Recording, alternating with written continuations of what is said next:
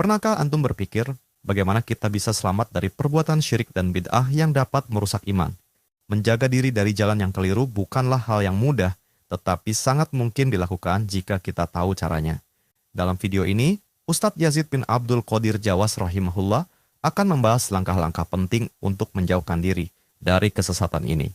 Mulai dari mempelajari agama dengan benar hingga memilih guru dan teman yang tepat, semua memiliki peran krusial dalam menjaga kemurnian iman kita. Mari kita simak bersama agar kita bisa teguh di jalan yang diridai Allah Subhanahu wa Ta'ala. Bagaimana supaya kita bisa terhindar dari perbuatan syirik dan bid'ah? Ya, untuk bisa terhindar dari perbuatan itu, ya kita harus belajar dulu. Itu yang paling penting, kita belajar agama ini, Quran dan Sunnah ala fahmi salaf. Sibukkan diri kita dengan ilmu. Jadi kepada seluruh yang hadir dan juga kepada seluruh pendengar Radio Roja dan juga pemirsa TV Roja yang mudah-mudahan semuanya dirahmati oleh Allah Ta'ala, antum berusaha bagaimana belajar agama yang benar. Datang ke majelis ilmu. Jadi nggak cukup dengan mendengarkan Radio Roja atau TV Roja, nggak cukup. Yang dikatakan ilmu itu datang ke majelis ilmu. Karena beda, antum duduk di majelis ilmu dengan mendengarkan radio atau mendengarkan TV, beda. Kalau datang ke majelis ilmu, jelas kita duduk, datangnya jalannya kita itu mendapatkan pahala ke majelis ilmu. Kemudian duduk di masjid Allah ini mendapatkan barokah, dihadiri oleh malaikat, dihadiri malaikat, didoakan juga oleh malaikat. Makanya harus datang ke majelis ilmu, belajar Quran dan Sunnah ala fahmi salaf. Kemudian yang kedua, kalau disebutkan belajar Quran Sunnah fahmi salaf, yang kedua cari guru yang benar. Ini faktor guru juga menentukan. Guru, makanya dikatakan oleh Muhammad bin Sirin rahimahullah, inna hadzal ilma dinun fanzuru amman takhuduna dinakum. Inna hadzal ilma din, sesungguhnya ilmu ini agama, fanzuru amman takhuduna dinakum. Anda akan melihat kepada siapa kalian belajar. Kalian belajar kepada siapa? Gurunya siapa?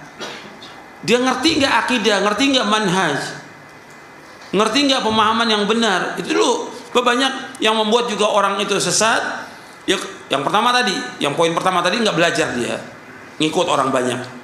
Yang kedua, dia belajar sama guru yang nggak jelas, manhajnya nggak jelas, pemahamannya nggak jelas. Seperti yang kita lihat sekarang banyak orang.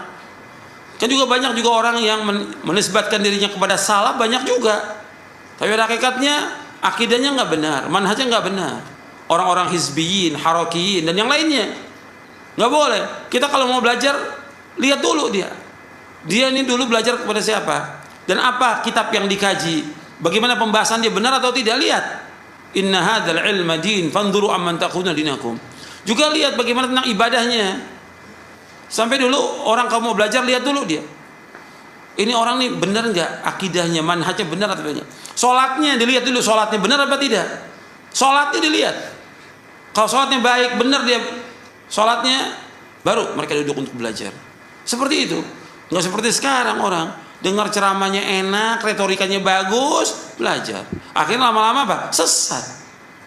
Ada orang belajar kepada orang yang baru tobat. Gimana? Akal yang mana bisa terima? Apalagi syariat. Syariat itu nggak terima. Orang baru tobat, nggak punya ilmu, orang datang dengerin ceramahnya. Ini orang bodoh. Belajar kepada orang yang alim, yang menguasai Quran dan Sunnah fahmi salaf. Bukan kepada orang yang baru tobat. Bukan. Jadi harus lihat. Nggak boleh kita belajar dengan ahlul bidah, tidak boleh, selama-lamanya nggak boleh. Bab Nabi bersabda SAW, inna min asyratis sa'a ayyul tamasal ilmu indal asagir. Di antara tanda kiamat yaitu orang belajar kepada ahlul bidah.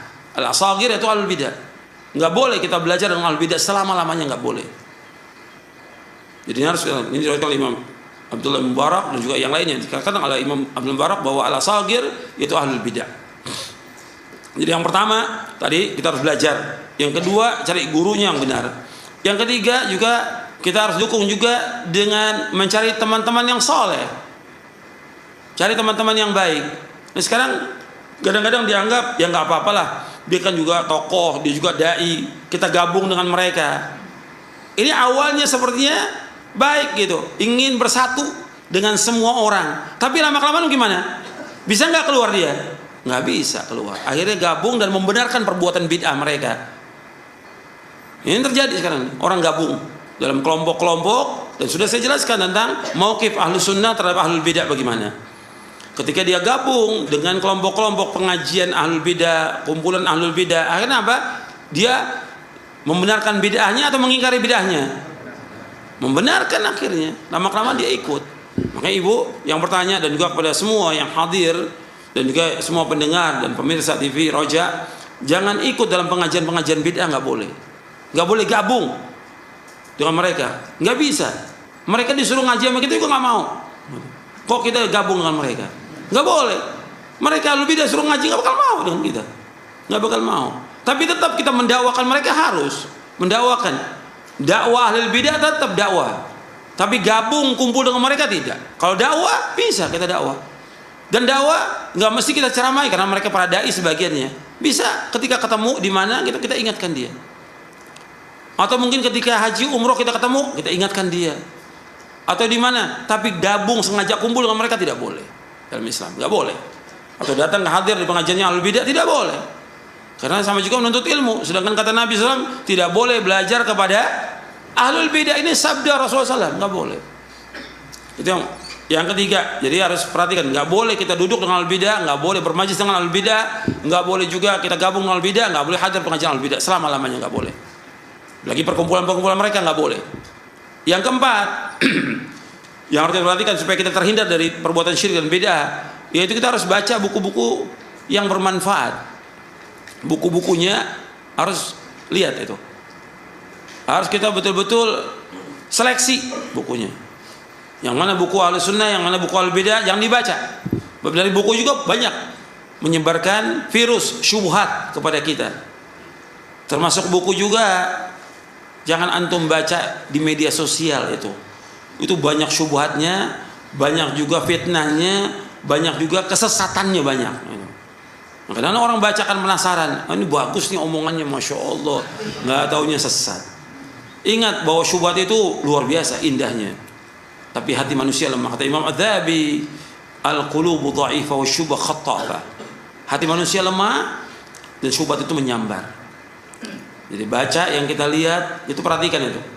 Karena nggak bisa kita seleksi yang di media sosial. Bahkan kadang-kadang yang nulis juga doktor. Kita pikir wah ini bagus ini, bahasanya indah, katanya menyesatkan manusia dari siratal mustaqim. Makanya kita hati-hati. Makanya kita tanya kepada guru kita yang betul-betul tahu tentang akidah yang benar, mana yang tanya. Fas'alu ahla dzikri in kuntum la ta'lamun. Antum lebih banyak sibukkan dengan baca Quran, baca tafsirnya, baca hadis Nabi, daripada antum baca media sosial. Nggak ada manfaatnya. Ada sedikit manfaatnya, tapi yang banyak tidak manfaat. Dan banyak juga orang-orang yang berusaha untuk mengadu domba, banyak di situ. Yang menyebarkan syubhat sangat banyak, bukan sedikit. Hati-hati. Karena ada orang-orang yang dia nggak belajar, nggak ngaji, nggak duduk masih ilmu, tapi apa? Bacanya apa? Di media sosial. Jadi Ustadz Google. Ini rusak yang seperti ini. Na'udzubillah. Ini menyesatkan manusia nantinya. Kita belajar Quran, baca Quran setiap hari, baca hadits Nabi setiap hari, selamat nanti. Insyaallah. Kalau nggak paham tanya kepada guru. Kemudian yang terakhir yaitu cari teman-teman yang baik, teman-teman yang soleh. Kalau kita mau terhindar dari bid'ah, cari teman yang soleh, teman betul-betul yang sunnah, yang mengajak kita kepada sunnah dan menjauhkan perbuatan. Jangan berteman dengan ahli bid'ah. Artinya dakwah tetap kepada mereka, tapi menjadikan dia sahabat karib nggak boleh. Ini untuk kita selamat, karena jalan selamat itu betul-betul panjang dan jauh perjalanan selamat. Sedangkan kesyirikan, bid'ah, kesesatan cepat sekali. Karena setan berusaha bagaimana menyesatkan manusia semuanya. Dan kita wajib berhati-hati jangan sampai kita sesat. Sebagai penutup, mari kita renungkan bersama pentingnya menjaga diri dari perbuatan syirik dan bid'ah. Langkah pertama yang harus kita ambil adalah dengan mempelajari agama kita dengan sungguh-sungguh, berdasarkan Quran dan Sunnah, ala fahmi salaf. Ini adalah pondasi utama agar kita tidak mudah terjerumus ke dalam kesesatan. Kita juga harus memilih guru yang benar dan terpercaya, yang memahami akidah dan manhaj yang sesuai dengan ajaran Rasulullah SAW. Selain itu, penting bagi kita untuk mencari lingkungan yang baik dengan berteman dengan orang-orang yang soleh, yang akan membantu kita tetap berada di jalan yang lurus. Terakhir, hindari membaca buku-buku atau mengikuti media sosial yang menyebarkan syubhat atau kesesatan. Sebaliknya, sibukkan diri dengan membaca Quran, hadis, dan tafsir yang sahih. Jika ada yang tidak kita pahami, jangan ragu untuk bertanya kepada guru yang berkompeten. Semoga kita semua senantiasa berada dalam lindungan Allah Ta'ala, terhindar dari segala bentuk syirik, bid'ah, dan kesesatan. Tetaplah berada di jalan yang benar, dengan terus belajar dan berusaha mencari ilmu yang bermanfaat. Semoga Allah meridhoi setiap langkah kita. Wallahu a'lam.